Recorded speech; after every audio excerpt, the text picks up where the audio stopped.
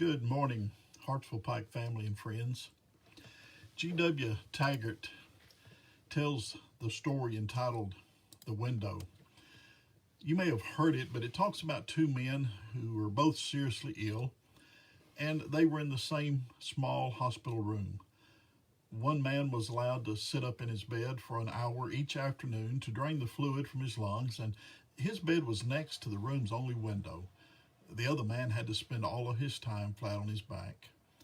The men talked for hours on end. They talked about their families, their homes, their jobs, their military service. They talked about the vacations they had taken. And every afternoon, when the man in the bed by the window could sit up, he would pass the time by describing to his roommate all the things he could see outside the window. The man in the other bed, he began to live for those 1 hour periods where his world would be broadened and enlivened by all the activity and color of the outside world. The window overlooked a park with a lovely lake, the man said. Ducks and swans played on the water while children sailed their model boats. Lovers walked arm in arm amid flowers of every color of the rainbow. Grand old trees graced the landscape, and a fine view of the city skyline could be seen in the distance. As the man by the window described all of this in exquisite detail, the man on the other side of the room would close his eyes and imagine the picturesque scene. One warm afternoon, the man by the window described a parade that was passing by. Although the other man couldn't hear the band, he could see it in his mind's eye as the gentleman by the window portrayed it with descriptive words.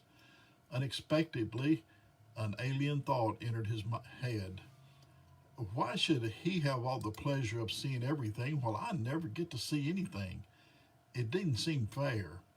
As the thought fermented, the man felt ashamed at first, but as the days passed and he missed seeing more sights, his envy eroded into resentment and soon turned him sour.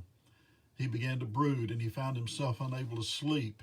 He should be by that window. That thought now controlled his life. Late one night, as he lay staring at the ceiling, the man by the window began to cough. He was choking on the fluid in his lungs. The other man watched in the dimly lit room as the struggling man by the window groped for the button to call for help. Listening from across the room, he never moved, never pushed his own button, which would have brought the nurse running. In less than 5 minutes, the coughing and choking stopped, along with the sound of breathing. Now there was only silence, deathly silence. A little bit later, the nurse came in to check on them, and she found the man's lifeless body, the man by the window. She was saddened and called for the attendants, and they took the body away. And as soon as it seemed appropriate, the other man asked if he could be moved next to the window. The nurse was happy to make the switch, and after making sure he was comfortable, she left him alone. Slowly, painfully, he propped himself up on one elbow to take his first look. Finally, he would have the joy of seeing it all for himself.